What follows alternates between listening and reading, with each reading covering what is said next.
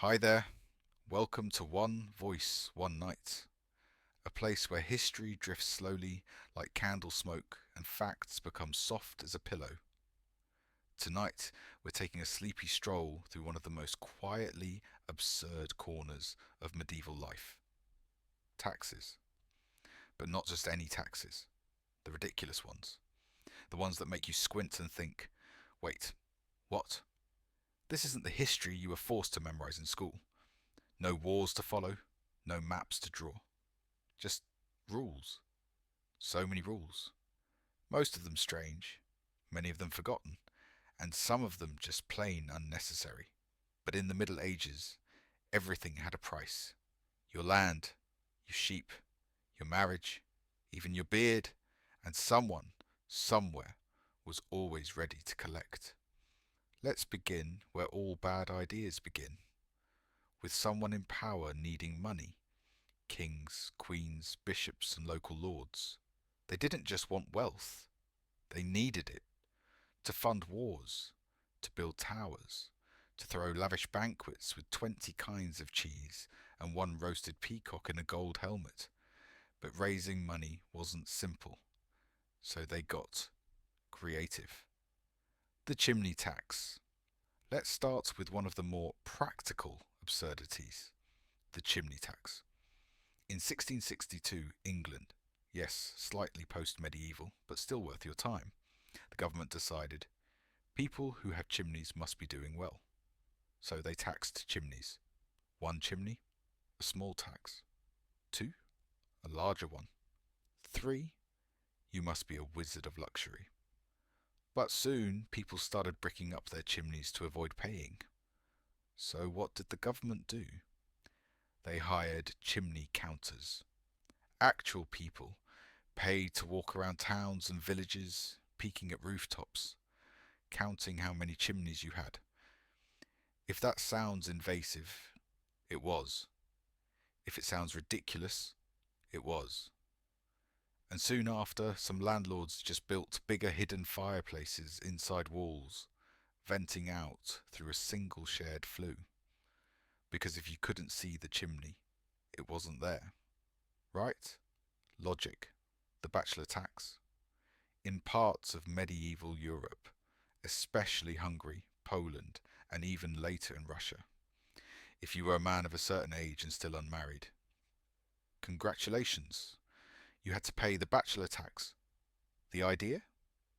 Encourage marriage, raise funds, shame lonely people. How effective was it? Not very, but the principle was simple. No wife. That'll be 5 coins a year, sir. Single women? No such tax. Because apparently society thought bachelors were the problematic ones.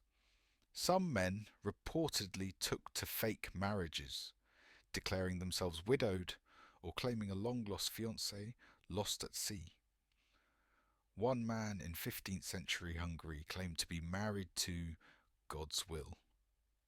The government did not accept this, the beard tax now, for one of the most stylish taxes in history, the beard tax, most famously imposed by Peter the Great in 17th century Russia, but with earlier roots across medieval Europe. The reasoning? To modernize society. Peter wanted his subjects to look clean-shaven like Western Europeans. So, if you wanted to keep your majestic medieval beard, you had to pay. And they gave you a metal token as proof, a literal beard license. Some of the coins read, "The bearer has paid the beard tax." Imagine walking around with that in your pocket. Some rebellious men reportedly wore extra long beards just to show off. Others shaved them off in protest and cried afterward. Because let's be honest, in medieval winter that beard was probably the warmest thing you owned. The hen and egg tax feathers, clucking, and paperwork. In some English villages, peasants were taxed not in money, but in eggs. One tax record from the 13th century includes a line that reads, "Marjorie, widow of Tom, owes 6 eggs for her roof." Literal payment in breakfast. If you failed to deliver your eggs, the local lord had every right to send someone to take your chicken. Yes, chicken repossession. Not so boring now, is it? And that is just the beginning. As we drift deeper into this history of unnecessary levies, odd collections, and the strange imagination of medieval tacksmen, you'll discover more delightful absurdities. But for now, rest your head. Let the history gently carry you. And if anyone ever asks why you don't want to live in the past, just whisper, because of the window tax. But that's for next time. You know what's worse than waking up to pay a tax? Waking up, walking to your window for some fresh air, and realizing that the sunshine now costs money. Let's talk about one of the most creatively inconvenient taxes ever invented, the window tax. In 1696, England, just a tad past the medieval era, but still in that hazy space of weird policy, the government decided that the number of windows in your house was a solid indicator of how wealthy you were. More windows equals more money. So of course, they taxed windows, not the glass, not the shutters, just the holes in the wall that let in light and air. At first, the tax seemed logical. Wealthy people had bigger houses, more rooms, more windows. But then, people started doing something very medieval, bricking them up. If your house had 12 windows and the tax limit was 10, say goodbye to 2 windows. Out came the bricks. In came the darkness. Entire rows of homes were redesigned to be gloomier, stuffier, and sadder, just to avoid a few coins a year. And yes, some of those bricked up windows still exist in England today. They're called ghost windows. They were once bright. Then came taxes. Now they just stare at you. The salt tax, aka white gold. Salt, simple, grainy, makes soup better. And in the Middle Ages, it was everything. Salt preserved meat, it cured fish, it kept armies alive on long marches. So naturally, governments taxed the life out of it. In France, it was called the gabelle, a hated, complicated and uneven salt tax. Some regions paid high rates, others paid nothing. And if you lived near a cheap region, too bad. You couldn't just walk over and buy salt there. That was smuggling. People went to prison over salt. One Frenchman was arrested for hiding 2 sacks of salt under his baby's crib. Another disguised himself as a nun just to get salt across a toll gate. Desperate times. Very flavourful crimes. The bed tax. In medieval Italy, especially in Florence, there was a tax based on beds.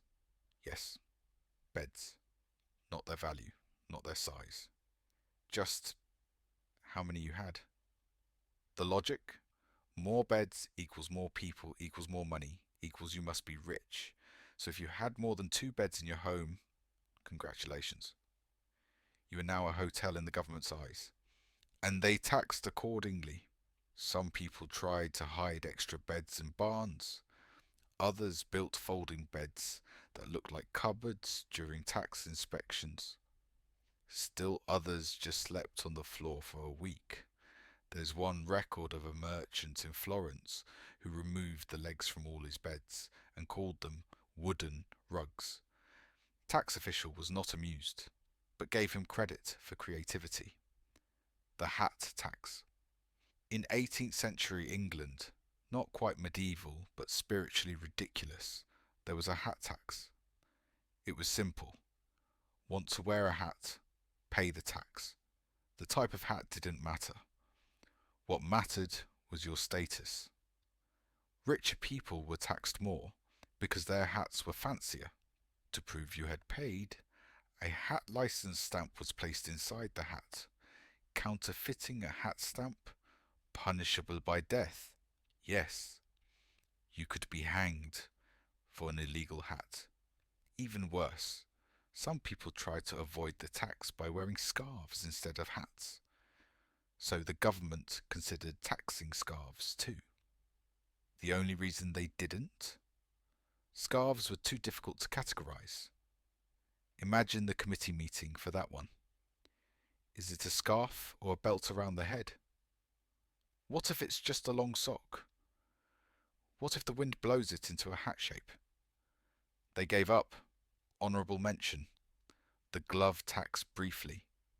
Yes, that also existed, because apparently, in the great quest to tax everything, someone looked at gloves and thought, suspicious. So tonight, as you curl up in bed, maybe with a cosy scarf, under a soft blanket, behind a window that isn't taxed, take a deep breath and be grateful you don't live in a time where your hat was a taxable offence, or that someone might burst through your door demanding egg payment for your chimney.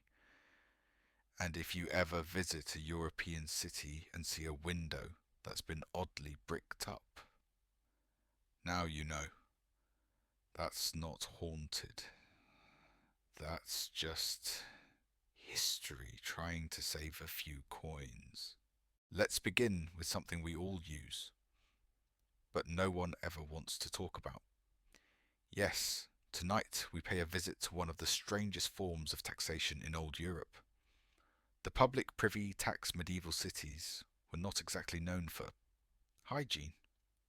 Streets were narrow, water was scarce, and plumbing, a dream. But in places like medieval London and Paris, there existed communal public toilets, sometimes built over rivers or into the city walls. These were known as public privies, or garderobes. And using them? Yes, it often required a fee. The city would lease these toilet spots to individuals who ran them as very low-tech, high-odour businesses.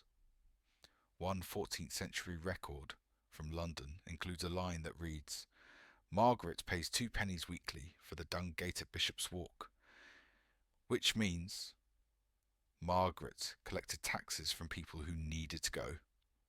And yes, it was quite the business. Not glamorous, not pleasant, but profitable, because some things, even in medieval times, were non-negotiable. The door tax. If windows could be taxed, you better believe doors were next. Certain towns in France and Spain charged a door tax based on how many external doors a property had. The logic: more doors meant a larger house. A larger house meant more wealth. More wealth meant the government should take some. So homeowners started remodeling their homes just to reduce door count. Entire buildings were redesigned to use fewer exterior openings.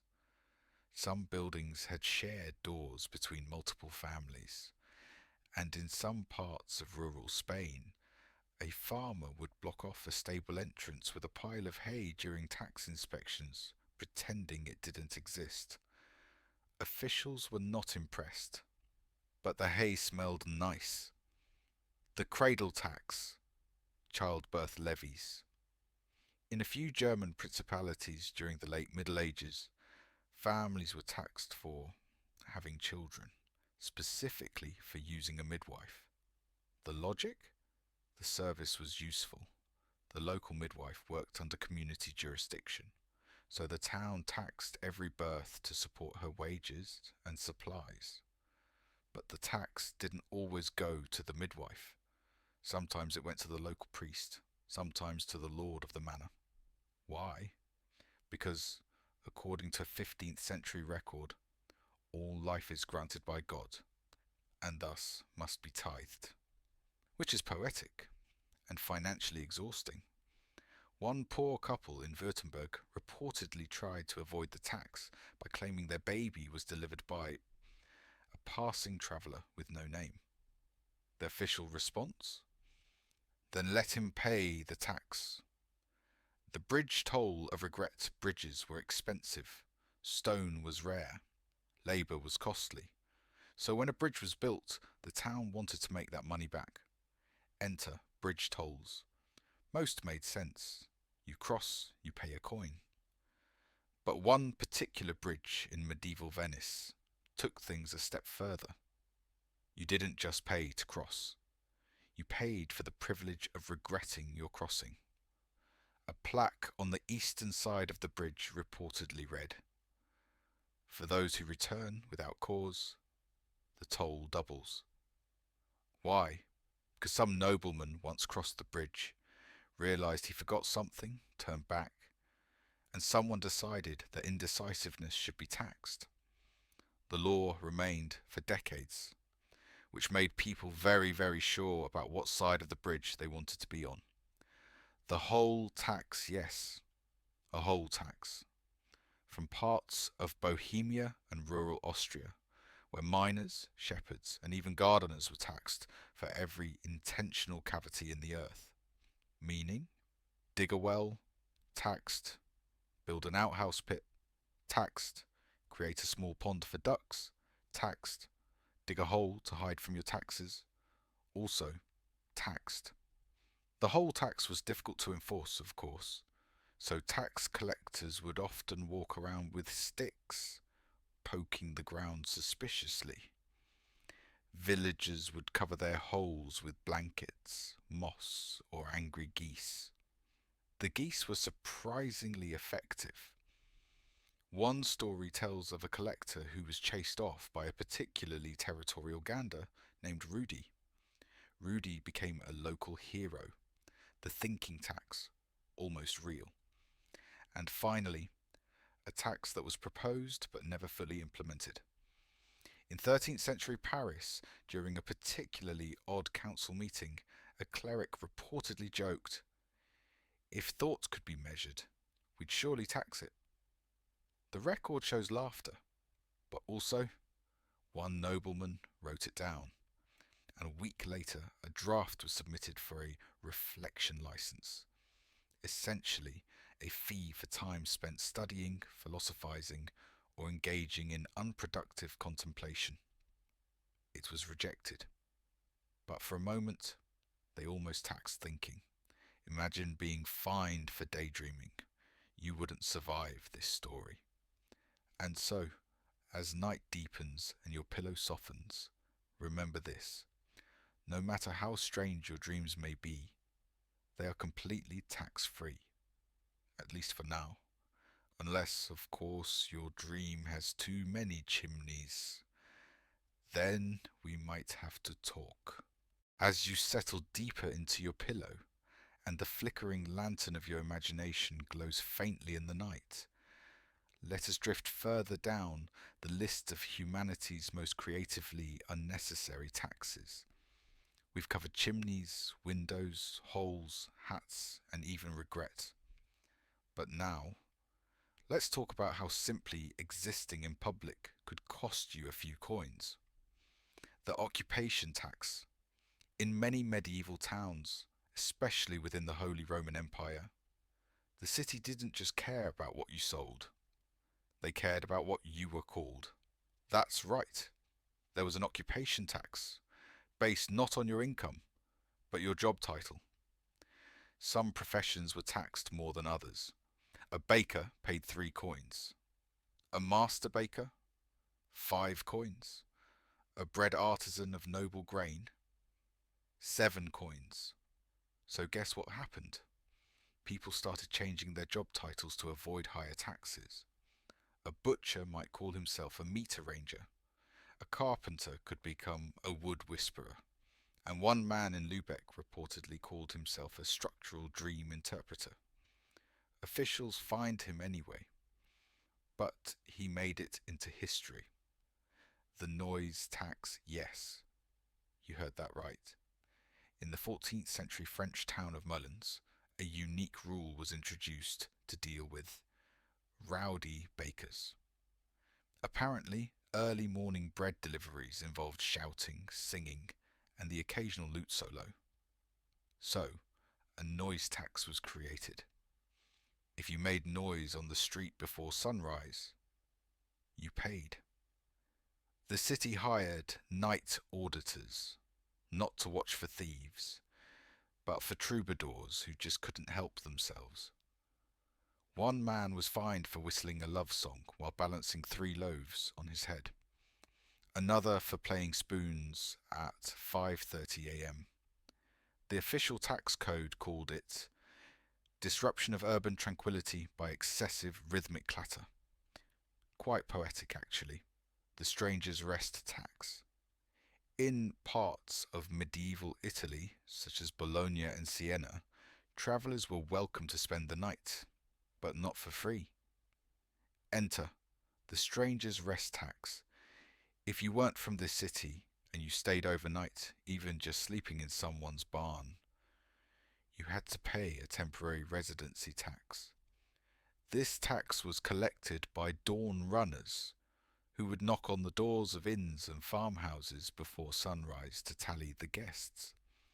They carried long scrolls and short tempers. If a host forgot to report a guest, they could be fined double, which led to a new business model: silent sleep houses. Basically, barns that let strangers sleep hidden in the hay in complete silence and paid the tax themselves to avoid attention. Discreet, dusty, lucrative. The standing in a public place too long. Tax. No, truly. In the 15th century German city of Ulm, a short-lived tax was introduced to discourage loitering. If someone was seen standing in the same public place for more than 15 minutes, they were liable for a space fee. The law was introduced to reduce pickpockets and street preachers, but it was not very specific. So street musicians, flower sellers, and even gossiping grandmothers began receiving warning notes from the city guard. To avoid the tax, people got creative. Some carried chairs and pretended to be sitting. Others walked in circles every 14 minutes. A few used pigeons as timers. When it flies away, I move. The law lasted 2 months, but it became local legend. The wizard tax, sort of. In a few areas of rural Scotland, there was a fee called the knowledge levy. It wasn't directly called a wizard tax, but it was applied to people known for unusual skills: potion makers, fortune tellers, bone readers, unlicensed alchemists, and one man who claimed to talk to mushrooms. The logic? They were using gifts to earn coins, and thus owed the crown a portion of their magic profits. Some paid willingly. Some refused and moved to the forest. One woman was fined 3 goats for weather manipulation. Her neighbour defended her by saying she simply hung her laundry on a windy day. Case dismissed. The too much mourning tax. In some small towns in medieval Bavaria, funerals were considered public events. But if your grief was too dramatic, especially if it disrupted the town's daily rhythm, you could be fined. The town clerk would issue citations for wailing too loudly, throwing yourself onto the grave, stopping the bell from ringing properly, causing the priest to lose his place in the sermon. One widow was famously fined for bringing a goat into the funeral to sing with the choir. The goat bleated once. Everyone cried. The tax was enforced. And so we drift, deeper still, into a world where every action, be it loud, long, mystical, or simply still, might cost you something. But here, under the blanket of night, you pay nothing at all. You are free to rest, free to wander in thought, free to imagine a world where taxes came not with forms, but with funny little stories. Because here, in sleep, the only tax is time, and you've already paid it by closing your eyes. As you relax and breathe deeply, the rain of history taps gently on the windows of your mind. Let's continue then down this sleepy path, where taxation met creativity and reason often took the night off. The animal ownership tax medieval people loved their animals. Sheep gave wool, cows gave milk, chickens gave, well, everything. But owning animals came with a price. In many feudal regions, from England to Saxony, owning more than a certain number of animals meant you were doing too well, and that meant taxes. There were limits. 3 cows? Free. 4 cows? Now you're a businessman. 10 sheep? Fine. Badanundra, welcome to taxation. And yes, they counted. Inspectors would arrive unannounced, and villagers would hide animals behind fences, inside homes, or, in the case of one very clever farmer, disguise a small pony as a very large dog. It worked once, but only once. The frog tax. In certain swampy towns of northern Italy, frogs were everywhere, croaking, jumping, interrupting mass. So, in one village near Mantua, a council decided anyone who catches more than 10 frogs in a day must pay a frog tax. The tax was 1 copper coin for every frog over the limit. Frog catchers were outraged. One man argued in court that frogs were public property of the moon, and thus untaxable. The court disagreed, and the tax stood until a flood washed the frogs away. Justice, or nature's refund policy? The swan tax swans were noble, beautiful, regal, and in England they were also the property of the crown. If you had a swan, even one that wandered onto your land, you had to register it, mark it, and yes, pay a swan tax. Unregistered swans were considered theft. One man was jailed for giving a swan as a wedding gift. Another for naming a goose Swanley to try and pass it off as noble. The crown was not amused, but it did collect the fee, the name tax. In 15th century Flanders, there was an attempt to simplify record keeping by standardizing names. So what did they do? They taxed unusual names. Yes, if your name was too unique, too foreign, or just too difficult to spell, you had to pay extra to register it. Popular names like John, Thomas, or Mary, no fee. But names like Theodoricus, Isambard, or Gillely Witherlip, that cost you. Parents tried to dodge this by giving their children nicknames at birth, and only registering the nickname. One family tried to name all 6 children John, and just used eye contact to tell them apart. The church was confused, but the tax office approved it. The tax on doing nothing. Yes, truly. In a town in southern Bohemia during the 14th century, during a particularly bad harvest and an even worse mood, the local baron introduced a tax called the levy of idle spirits. In short, if you were seen doing nothing for too long, you could be fined. This was meant to encourage productivity, but the rules were vague. Sitting. Okay. Sitting and staring at clouds for 2 hours. Taxable. Talking. Fine. Talking without moving your hands. Suspicious. One tailor was fined for remaining still while thinking. Another man was taxed after spending 3 days in the town square, claiming he was waiting for a sign. He received a fine. The sign never came. The re-tax.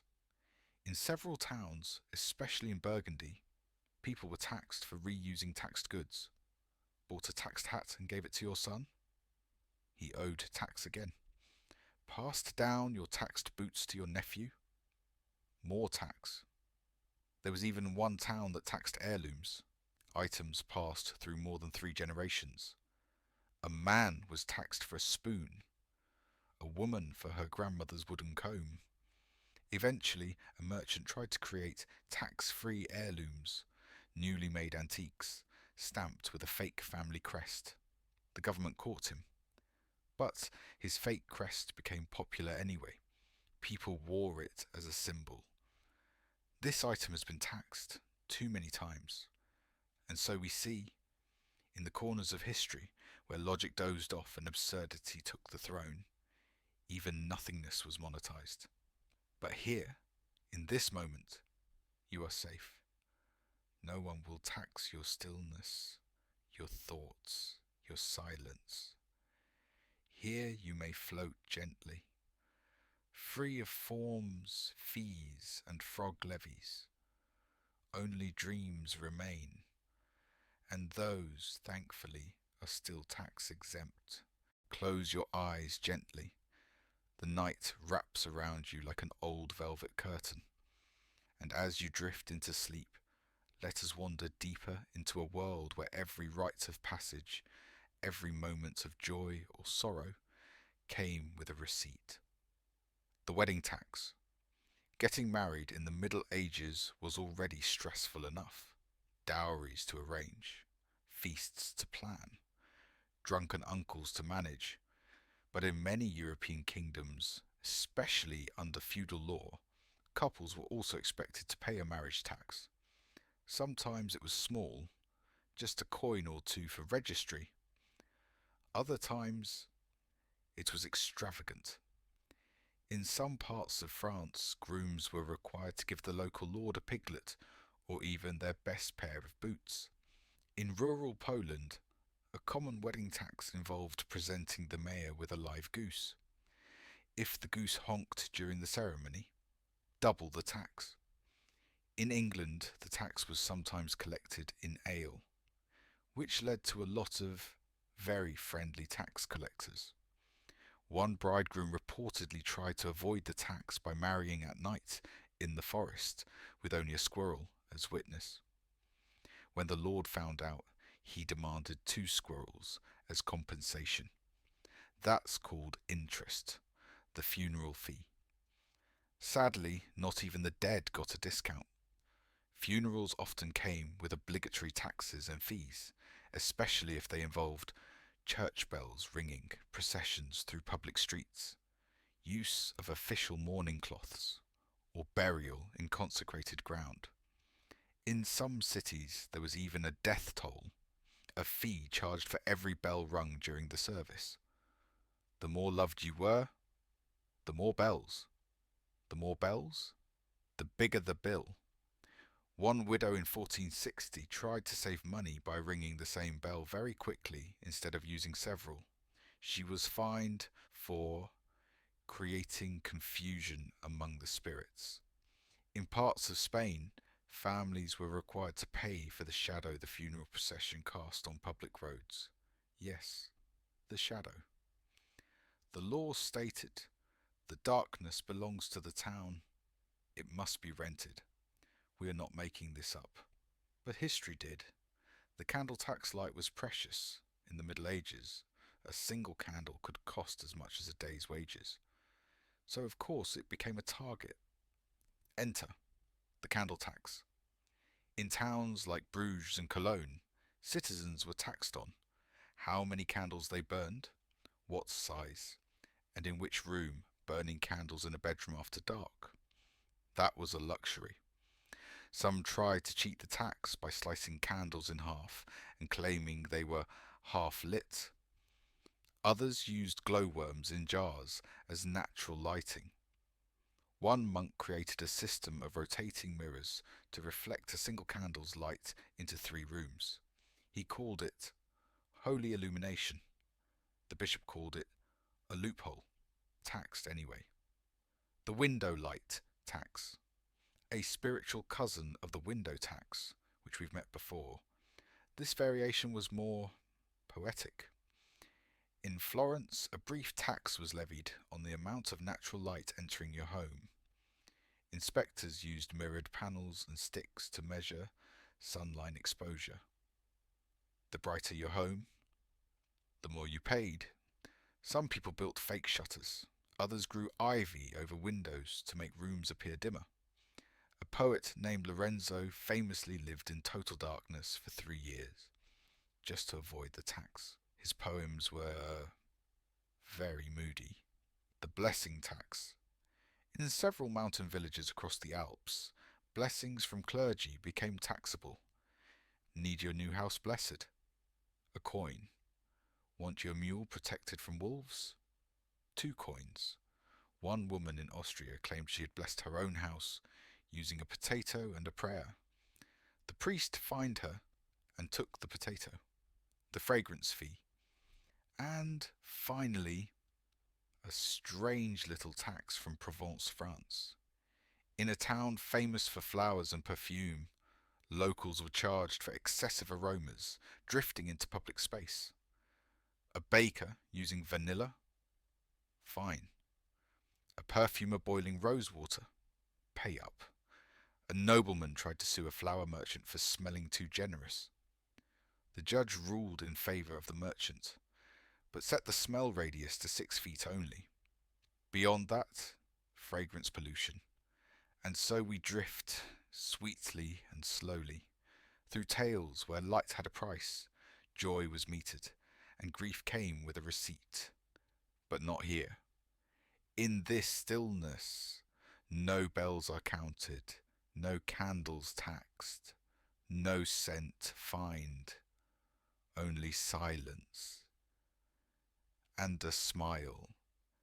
Because absurd history makes the best bedtime story. The night grows deeper, your breath slows, and history, ever so gently, rolls over you like a warm woolen blanket stitched with old secrets. Let's keep going, through a world where taxes made no sense, but were collected anyway. The rain tax. In parts of northern Italy and the Low Countries, there were towns with very elaborate systems of gutters and water channels that collected rainwater from rooftops. Naturally, the town council saw an opportunity. They issued a rain collection tax. If your roof collected more than a certain number of barrels per year, you owed a small fee. Not for the water, but for the privilege of letting rain hit your house. People fought back in strange ways, tilting their roofs to spill water into the neighbour's yard, installing leaky shingles on purpose, or, in one documented case, hiring a man to shake the water off the roof before it touched the barrel. He was paid in cheese. And hope? The hair tax, yes. Hair. In certain parts of 14th century France and Bohemia, elaborate hairstyles, especially among the wealthy, became a symbol of excess. So naturally, they taxed it. Specifically, there was a grooming tax on braids longer than 12 inches, decorative combs made of ivory wigs imported from distant cities, and any use of gold dust or perfumes in hair. One noblewoman tried to claim her hair grew in braided form naturally. She was fined, but later awarded a poem. Another woman wore a live squirrel in her hair to avoid styling taxes. That was less successful. The writing tax. The pen may be mightier than the sword, but in medieval Germany it was also more taxable. During a short-lived decree in Bavaria, those who wrote formal letters, especially poets, scribes and legal clerks, were required to pay a per-page fee for their writing. The logic? Ink was expensive. Paper was valuable. Words were not free. If your handwriting was too flourished, the fee increased. Some scribes began writing in tiny illegible script to save money. One lawyer was accused of cramming 20 sentences into a postage stamp-sized paragraph. His defense? Justice loves efficiency. He lost. The quill tax. Related to the writing tax, the quill tax was introduced in a few cathedral towns, where imported quills were in high demand. Anyone buying more than 3 goose feathers per month for writing had to pay a quill handling fee. One monk grew so frustrated he trained geese to sit still while he plucked them slowly, 1 feather per week, in rotation. He called it ethical stationery. The bishop called it strange, but let it continue. The dream interpretation fee. In a few mountain monasteries, villagers would visit monks to share their dreams, hoping for divine interpretations. As the practice grew popular, the monks began charging a vision consultation fee. The tax depended on the length of the dream, the clarity of the symbols, and whether or not angels were involved. One man paid 5 silver coins for the phrase, "It means your goat misses you." He wept. The footprint fine. In the coastal town of Tréguier, France, the market square had fresh paving stones installed in the 1300s. To keep it clean, a temporary footprint fine was announced. Any muddy footprint during the first month, a small fine. This led to citizens tiptoeing around the square, women using stilts, men crawling on planks, and one donkey wearing handmade socks. The donkey was knighted in jest. The tax was revoked after 2 weeks. But the donkey's socks were framed. The sigh tax, finally. The softest tax of all. In one romantic German village, where courtship rituals included long walks and even longer sighs, the town priest became overwhelmed. Too many lovers. Too many sighs. So he introduced a sigh tax. If you were heard sighing publicly more than 3 times in a row, especially near windows, wells, or under balconies, you owed a single copper coin. Of course, lovers found ways around it, humming instead of sighing, coughing artistically, or holding signs that are read, "This is a silent longing." Eventually the tax faded, but the sighs remained. Some things are just too soft to silence, and so, as you nestle into your blanket of stillness, let the rain tap gently on your memory, and know that here, in this quiet moment, there are no taxes. Not for dreaming, not for breathing, not for remembering. Sleep now. The absurdity of the past will wait until morning. The hour is late.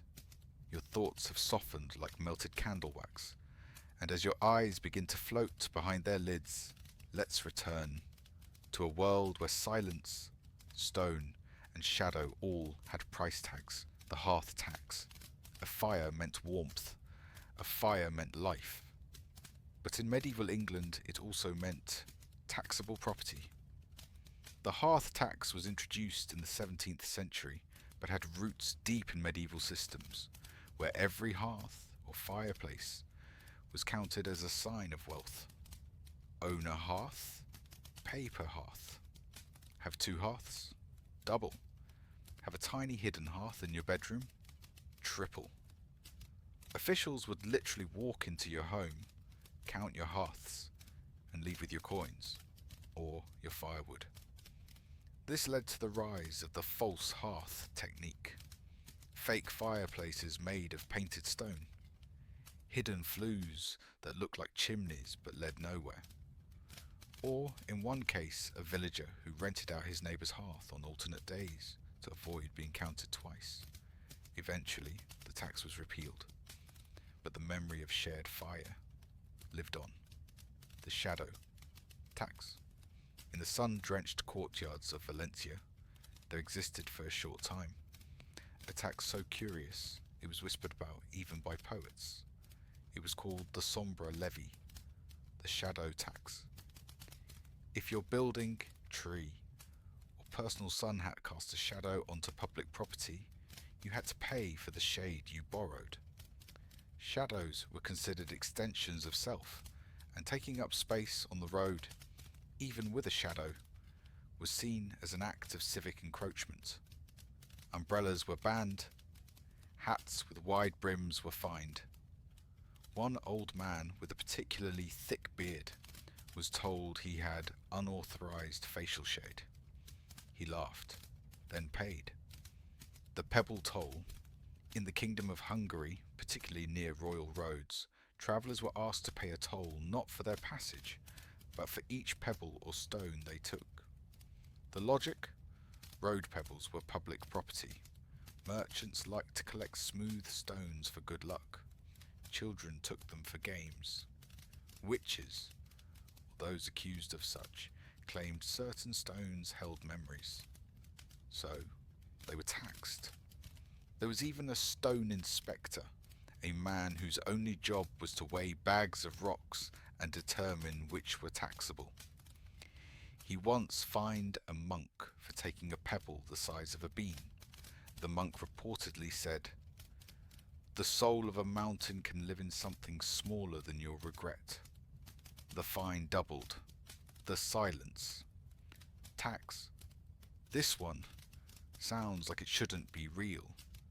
But in a monastery in northern France, the abbot instituted a strange rule.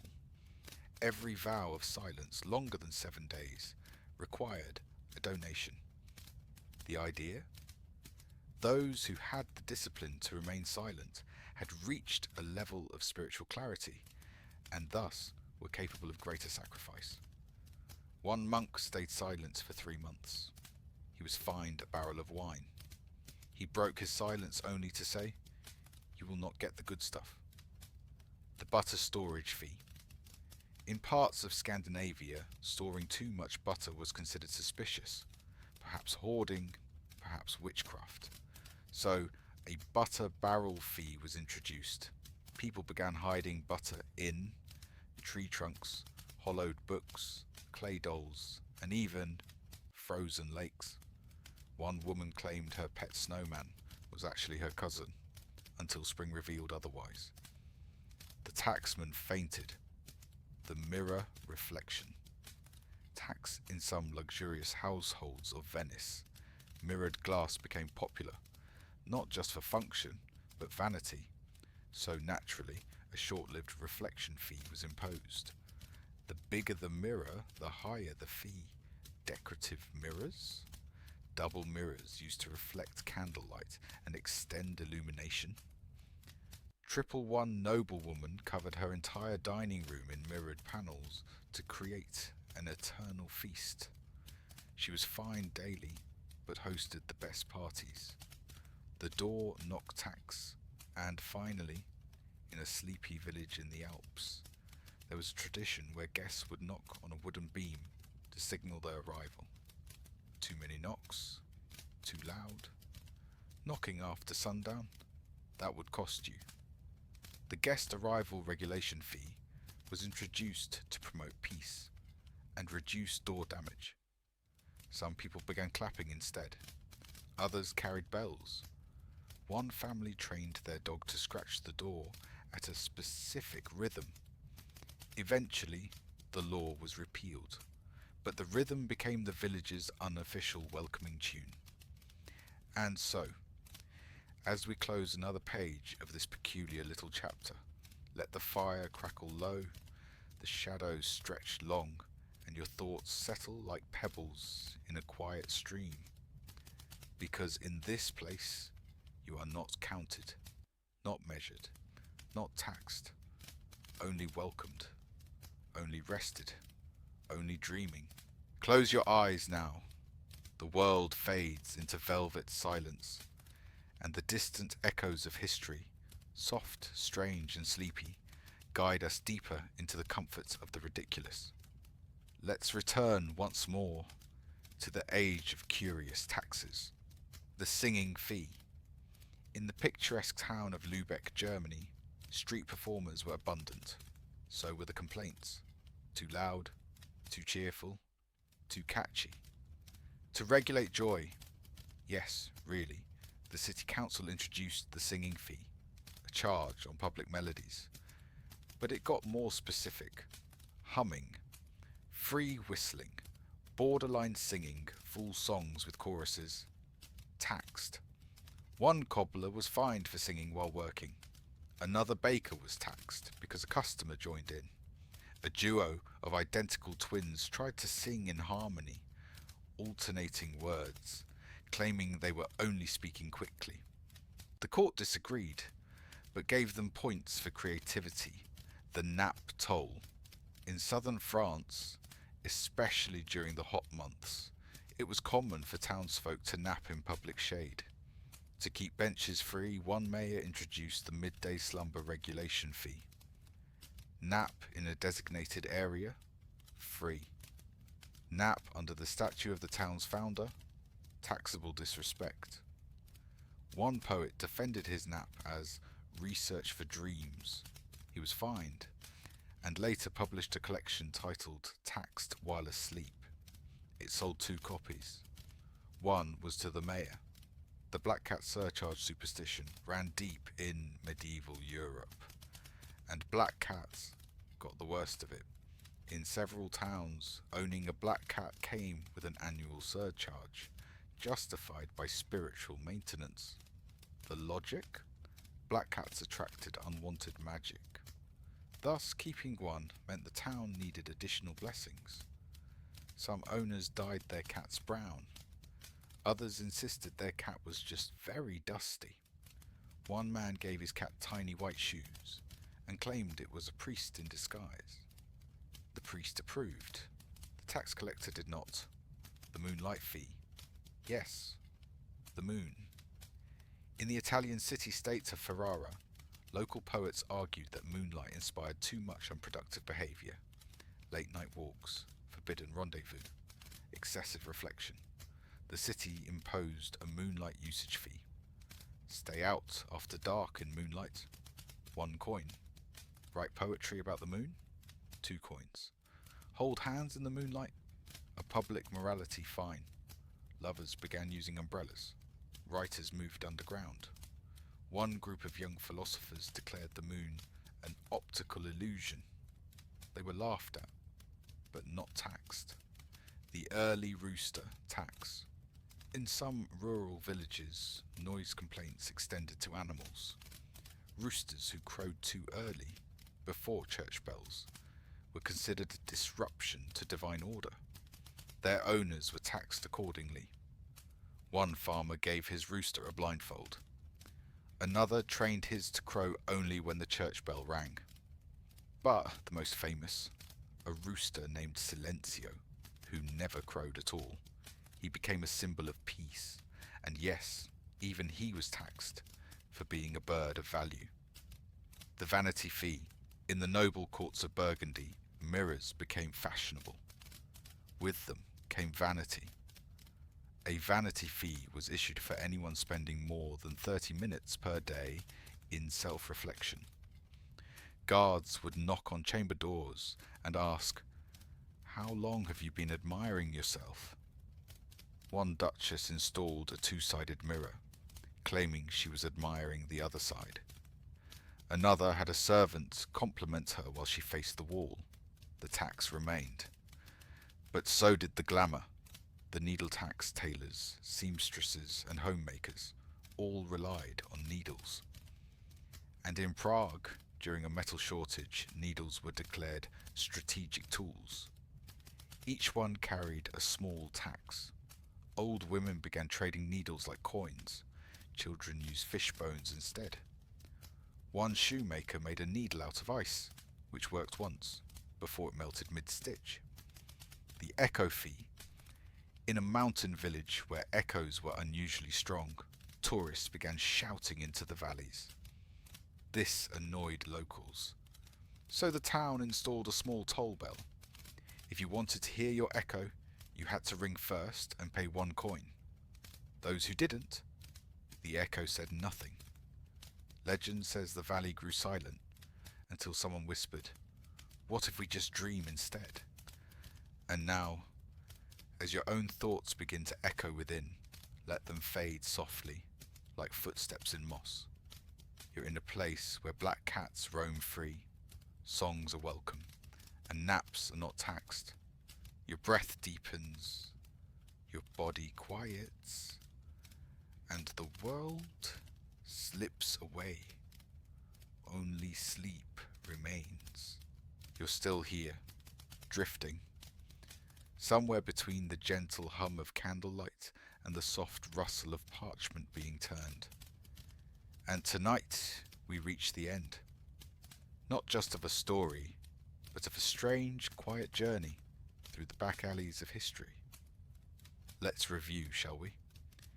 You've just paid imaginary taxes on the size of your windows, the sound of your footsteps, the length of your sighs, the brightness of the moon, the song of a rooster, the position of your shadow, the emotional weight of your dreams, and the number of candles you dare to light while reading, each one more bizarre than the last.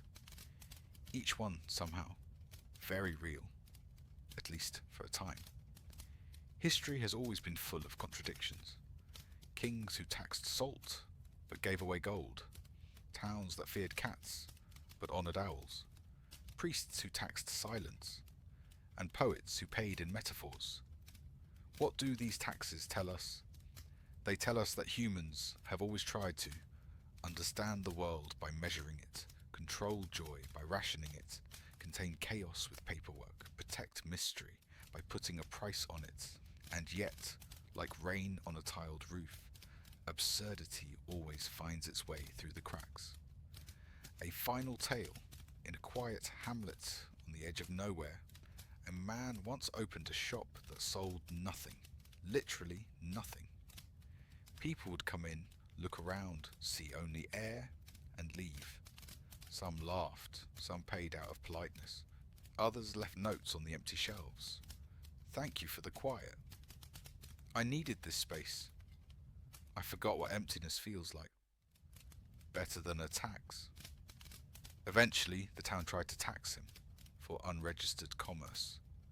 He smiled, shut the shop, and placed a sign on the door.